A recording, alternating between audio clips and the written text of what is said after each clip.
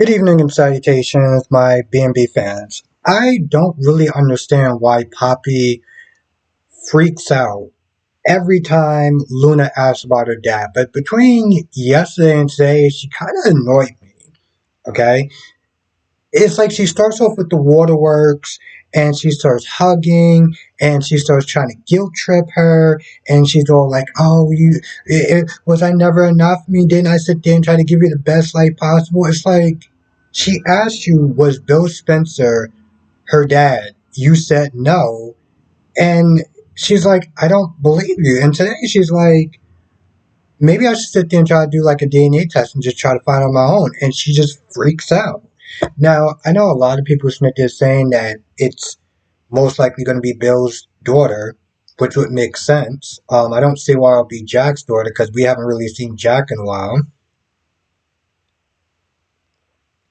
Unless they get somebody else to sit there and play him. But maybe it's possible. Maybe it's possible. I don't know what the Tag King is doing. I personally didn't like him as Jack. I did not like that stupid mustache. But if they get somebody else to play him, um, and if it's Jack, maybe that's why she's freaking out so much. But I'm gonna be honest, Lee could pretty much kind of drive any man away. She really could. So it's not that much of a stretch. If he was like, I didn't feel like dealing with this chick, your sister is a lot more easy to deal with.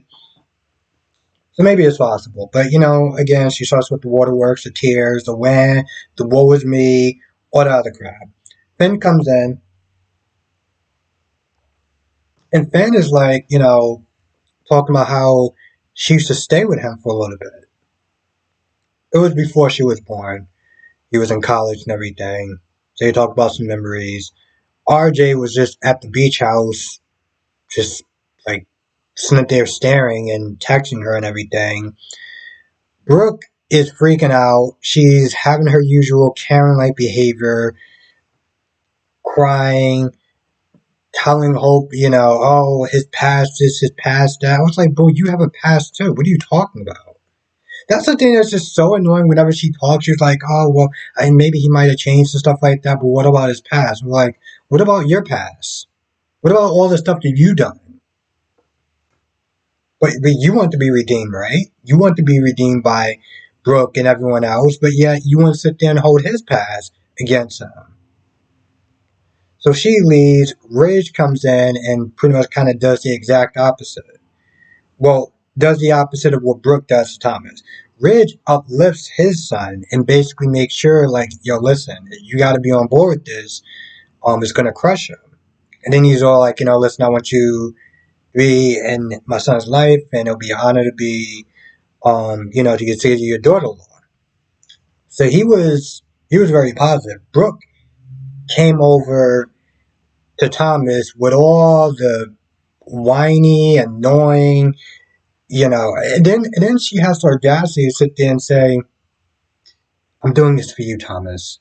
I want to make sure you don't get hurt. I'm looking out for you. I'm doing this in your best interest. I'm like, are you kidding me? It was like, are you serious? So, she just goes on and on and on. There was some scene with Charlie talking about Esther Valentine. That stupid crossover that was just annoying and unnecessary. Just to remind us that it's all in the same universe, apparently. Yeah, that was about it. It meant nothing, it went nowhere, and it was kind of like a fart in the wind. Um,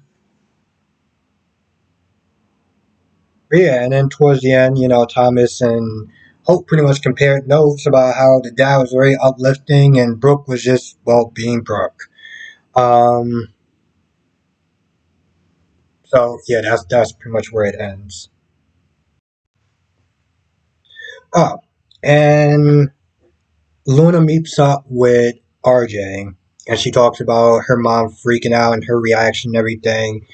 And she's like, for now, she's just gonna sit there and drop it, which is, I mean, it's kind of dumb because it's like, so you're not even gonna sit there and bother to sit there and trying to find your dad and get answers and maybe him get some answers as well just because your mom is there having some sort of a hissy fit about it? Are you kidding me? I don't know. I know it's just a way for him to sit there and stretch out the story, but it's like, then there's a point where Finn is on the phone and Luna is not there eavesdropping for some odd reason. Don't really know why, but she's doing it because we'll just sit there and say reasons, and it is what it is.